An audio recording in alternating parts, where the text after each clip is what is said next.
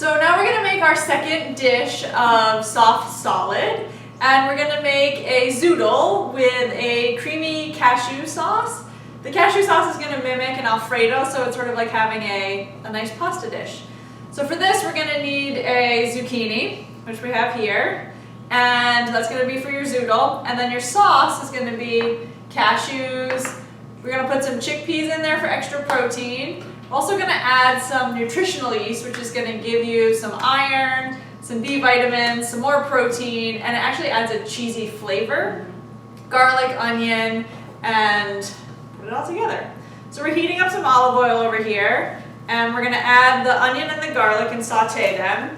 I spared you guys the crying, because you all saw that already, so I pre-cut it.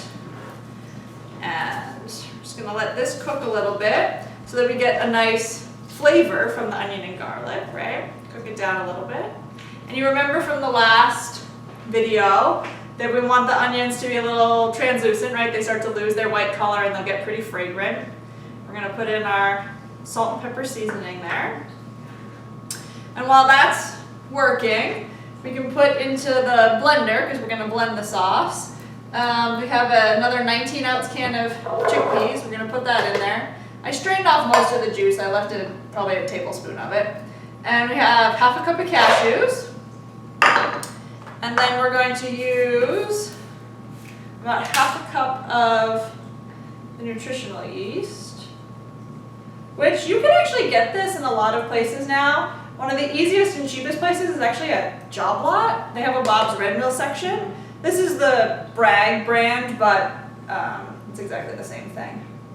Especially when it gets warm, it definitely smells like cheese. It really does. It's a great substitute. I love it. It goes well on, hot vegetables and, anything like that. I always thought that the garlic and the onions needed to be cooked separately, just because they have different times for cooking, but no, just voila. Yeah, if you put them in there together, it saves you time, right, while you're making your dinner. And you don't want to burn the garlic because that can get a little bit bitter, but you don't want to cook anything over super high heat anyway, because then it tends to burn before it cooks. So as long as it's on about medium heat, it should all cook pretty evenly. While we're waiting for that to cook, so the zoodles, right, are sort of fun little zucchini-like noodles. These are, I guess, about as wide as a pappardelle would be. And they're super easy to make, right? So we've got a zucchini, and we've got a vegetable peeler. You don't have to buy a fancy spiralizer. And you just go down like that, and off comes your zoodle, right? And you can do as much or as little of the zucchini as you want. The peel, I think, adds a little bit of texture, it adds a little bit of color. There's a lot of nutrients in the peel, right? So I would leave it on there and make it part of the zoodle, if you will.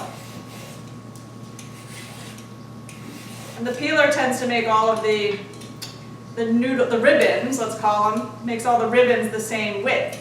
The same thickness, so that they'll all cook evenly. The only thing that won't work too well is probably the seeds at the very core. So you might want to stop right before you get there, but you don't have to throw that part out. You could slice it and season it and saute it with some eggs or something like that. I have a nice big bowl of zoodles over there. This is the zucchini we got from the garden, remember? So awesome when you can have a little home garden and cook from it. And now I see that you love using your olive oil for the sauteing. Yeah. Canola oil would be okay? I don't love canola oil so much. It doesn't have as much flavor, right? The purpose of using oil in general when you're cooking is it conducts heat. So it transfers the heat from the pan to the food much better than the pan being dry, which is why you always want to have some kind of liquid in there, and the oil works great for that. Mm-hmm. The olive oil has a lot of flavor to it, right? Especially if you have like a really high quality, you don't have to use a lot of it, right? You don't want the food to be greasy, but you want to have some nice flavor. We'll just let this probably needs to go another minute or two. A lot of the onions are starting to get translucent and it's getting a nice color to it, but I'll wait for a second. The other thing that's going to be nice about this is it's only going to be one pan, right? So we're going to take these onions, we're going to dump them in the food processor over here. Oh, can you grab me some water? Oh, sure. Please. Maybe, well, let's get a whole cup of warm water in case we need extra. We're only probably going to use half. And once we dump the onions in here and blend, then we're going to throw the zucchini in the pot to saute it and make it soft like a noodle. It's warm. Nice and warm, okay, good. So the purpose of the warm water is so that you don't have to heat the sauce up before you put it on the noodles. That would be the reason why. Nice little tip. What do you think, sous chef? Did the onions look okay? It's just that it's irresistible. To stir, yeah. If you see a pan with some onions and garlic, you have to start stirring. I know, because it smells so good too, right? I think these look like they're cooked enough. So actually just leave the burner on. I'm going to scoop this in here. And there'll be enough residual olive oil left in the pan that we won't even have to put more in there. I'm going to put this down. Just going to drop our zoodles right in here. Cook a little bit. And I assume they will release some water to it as well that will help with that. Yeah, they're going to release a little water. You can man that for me. If you want some tongs or the spoon, you can do that. And I'm just going to blend this up so that we have a nice sauce. Bear with the noise.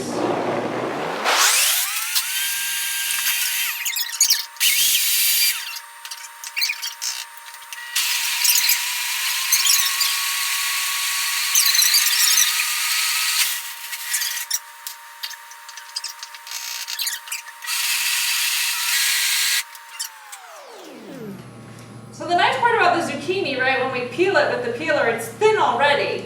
So you're really just sort of cooking it to make it a little bit more palatable so it's not such a raw vegetable. Because it's still pretty soft already. And it's not a very fibrous vegetable, it's easy to chew, right? So.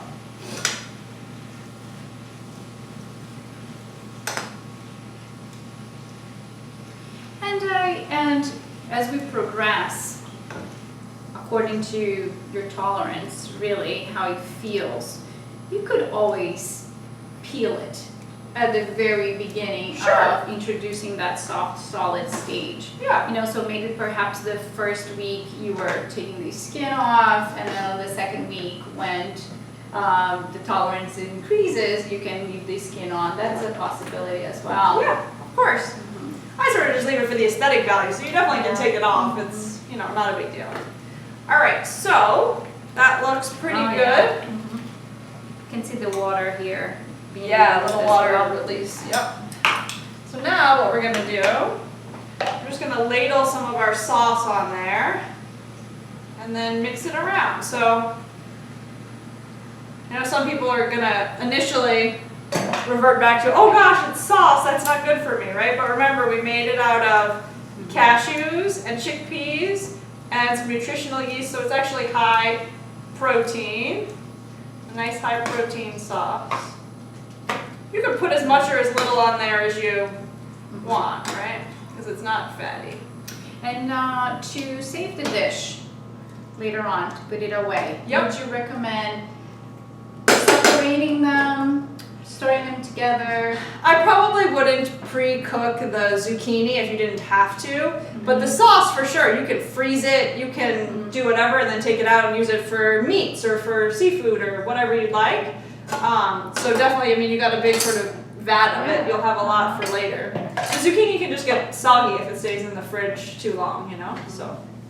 You got your little plate there, right? Yes, I do. So, then we'll, you know, do our little pasta twirl here. If we can even make that work. Corn on.